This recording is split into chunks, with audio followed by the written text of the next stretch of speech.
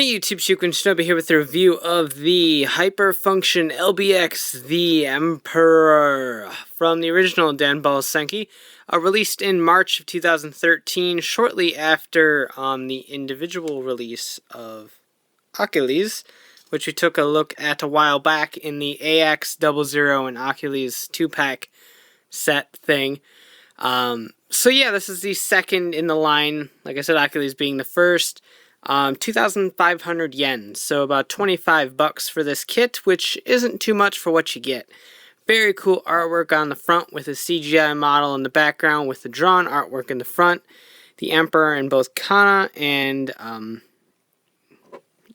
normal English. Bandai, Danball Senki. Shows the fact that you have the core skeleton, you attach the armor frame pieces, and you get the Emperor. It's got action and a butt and front and all of that stuff. They're on my desk somewhere, but you do get the little marking seals so you can mark the pieces, which one's the right, which one's the left, all of that stuff. I don't bother with that. I think they're kind of silly. But that is an option right there for you, and basically just shows the kit off right there. So as you can see, the Emperor is a menace. He's so threatening. Yeah, this is the core skeleton, obviously. Granted, the fists are Emperor's fists, but you don't really get normal core skeleton fists. You just get the fists of the kit. So, the core skeleton is basically the model kit itself. This is your core body, hence the core skeleton. You get all the basic articulation of the kit within this guy. So you've got joint there, right up on the shoulder. You get a swivel there. Swivel right up there, swivel down here right around the wrist. Basically the same articulation out through here. A double joint actually on the legs and the elbows, which is a nice little touch, I think. But overall, really cool. Right off the bat, I'm going to nitpick about the hands a little bit. They give you the sticker to cover up this portion right here to make them silver. That's really the only stickers on this kit that are heavily noticeable besides his eyes in the core skeleton mode. And they're awful because they're just really difficult to line up. But that's really it on this guy. So if you have like a silver paint marker, just fill that in yourself and it'll look fantastic. I'm going to do that after this review, more than likely. So, yeah, even if you don't put them on, it still looks better than with them on, I think. So that's something to keep in mind. But the core skeleton is pretty nice overall and very much like the one that was with Achilles, just with new hands and I think a different base color. I think this one's a little bit lighter. You do also get some hands. You get some open hands, and they're actually kind of crafty. Because what you do is that you plug it in like this. Because these are the fingers wrapped around, and then you put the part with the sticker right there. And so it's kind of like he's gripping the handle of his weapon in a different way. It's an option, and then you have the kind of splayed open murder hand. So you got that going on too. Plus they do give you a tool to pry open the armor in case you can't get it with your nail or anything like that. You just pop it in, pry it open. So very cool. So let's go ahead and start attaching the armor onto this guy. Now, these aren't straight up armor pieces. You do have to build most of the armor pieces. Like this shoulder pad right here is probably about 1, 2, 3, 4 or 5 different pieces altogether. So you have to keep that in mind. That this isn't just a straight up pop the piece out, attach it to the armor frame. It's quite a bit of building even for just the armor. So you have to build the core skeleton, you build the armor frame. Now that's not to say that the armor building is difficult by any means. It isn't remotely difficult. Very easy in my opinion. So you have to keep that in mind. Not that hard at all. You do want to pop off these feet, because you are not going to need them. And attach on his cool, awesome feet. It's a little easier to do when you're on the table. But yeah, like I said, not too hard. I do not think there's an age recommendation on the box, but they are kits made for children. Shouldn't be too hard for the average person to do. These, I find it easy just to pop off this little front piece. So you can get in here. These front little purple pieces like to pop off quite a bit. So kind of be careful when you're working with that. And then just keep fiddling with that until you line it up. Just like that. So you want to line up this gray circular piece at the leg right into this little slot right here, which isn't the easiest thing in the world, but once you get it, it keeps in there pretty snug. Like I said, those purple pieces do like coming off a little bit, but that's just how the kit's constructed, so not that big of a deal. Alright, then the thigh armor is very easy, just simply pegs right in to the back here and pegs together, and there you go, you got thigh armor. So these skirt pieces right around here, very easy. You just plug them right into the holes, providing you aren't silly and cover them up while you're putting on the sockets.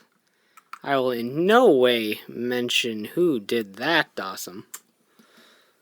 No way whatsoever. And so there we go. Now he's got the skirt pieces going for him. Move along to the arms. You've got these little guys right here, which are going to plug in right up here, which I should have did before I put the little shoulder pads on. But just kind of squeeze them right under, and they'll fit into some pegs under there. Now for the arm gauntlets, you're going to want to take off that because it's necessary, because it will split apart just like this. Peg right in there, and then attach this piece back on.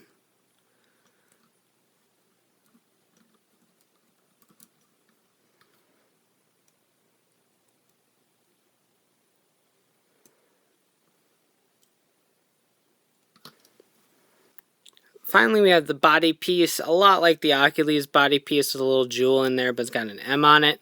And here's his cape. Very, very cool. I love his cape design. Very royal and elegant looking. And then it also has this little movie gimmick on there too.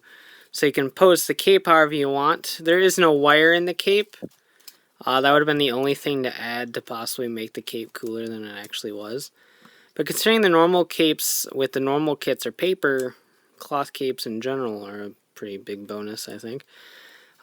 So you just plug in the body piece. Another thing that would have been easier to do if I would have waited to do the shoulder pads last. But voila, and then last but not least, I'll form the head, and you just slide that over. One thing I do notice is that just the way that the helmet's constructed, it's not a pain once it's connected, but there is a little hole right on top of the core skeleton and a peg in there to hold the helmet in place. And so unless you hold the top of the helmet down, it has tendencies of popping up. So that is something to look out for. And there you have the Emperor. So the Emperor is a very solid kit. Like I said, no loose joints or anything like that. None of the armor pieces, once they're attached to the frame, have any sort of feeling of falling out. And I like that. It's a very solid action figure-y kind of feel to them. And I think that's great. My only flaws with the kit are the stickers on the hands, which are a very easy fix with a paint marker. And that is really it. A lot of the details in here are straight out of the box. No paint really required for this whatsoever, unless you just want to line some panels and fix up those hands. Really, that's all you can do for this guy, because a lot of the detail they just do right for you straight out of the box with the plastic kit pieces. So, no harm there, and it looks absolutely fantastic with Achilles. Providing Achilles doesn't fall over and then lose one of his little hand grippies. But we'll ignore that because his hand's covered up anyway. So here he is next to Achilles, and they scale with each other absolutely perfect. They're roughly the same size. He's got a little bit of head on him, but that's really about it. You can mix and match pieces between the armor frames. So like you could pop off the Emperor's shoulder pad. And if you wanted to use Achilles shoulder pad, now I have to put it back together. But you can take that and pop it right on that kit. So you can do that. And a simpler way of doing that would be to move the entire limb. So despite the fact that this is a core skeleton, it's still structured the same as any other LBX. So you can take off the entire limb and replace it with the entire limb of, say, Triton or a vampire cat or anything like that. So very cool in general in terms of compatibility with previous LBXs. So I love the fact that you can do that. And you can even go as far as to switch out body pieces. So if you do that, and bring in my little buddy Bold over here, you can pop his body out and put Hyperfunction Emperor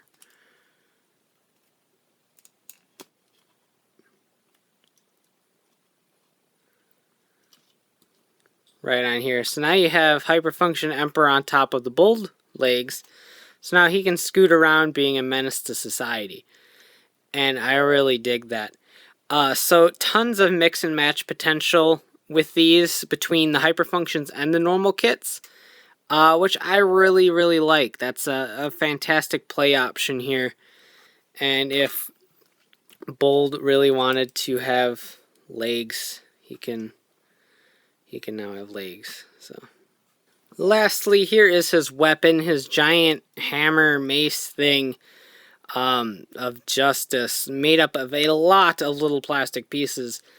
Kind of be careful with it because this is a very thin structure down here, and this is a very heavy structure of a lot of plastic up here. So be a little bit careful of that. Those inside blue pieces are stickers, just to let you know.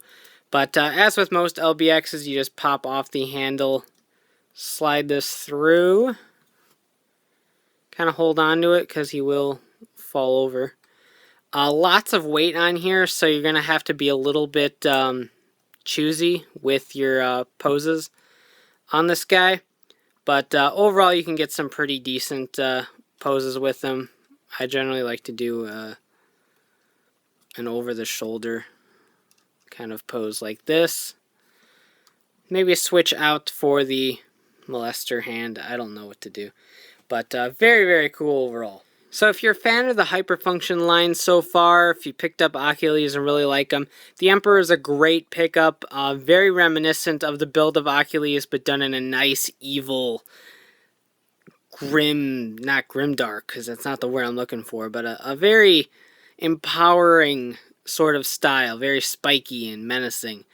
And I really like that about the Emperor's design overall. Like I said, it looks absolutely great next to Achilles, so you can get them in some pretty cool fighting poses together. That's great as well. And the compatibility with other kits like good old Bold is very fun to mess around with as well. So lots of things that you can do between these two kits plus other LBXs as well. Even has compatibility with pieces from new guys like Dot Phaser. So you got all sorts of things going on with these kits. 2,500 yen for a Hyperfunction isn't that bad for what you're getting out of the box. Granted, these guys, the normal ones, are only about 1,000 yen. So you're paying about $15 extra. But given the fact how little stickers these have, how a lot of the details straight out of the box, you have the core skeleton plus the armor frame aspect as opposed to one singular model kit. There's just a lot more playability, detail, and just general awesomeness with the Hyperfunction line that I really do enjoy. So if you're looking for a little bit of a higher grade LBX kit, then look no further with the Hyperfunction line. But if you're still on a budget, then the normal model kits are just as great too. So you can check out ShokunShinobi.com, place updates on my reviews and hauls, and of course check out Riders, Rangers, and Rambles, the podcast for the latest token news in the craziest way possible. So take care and have a great one. Bye.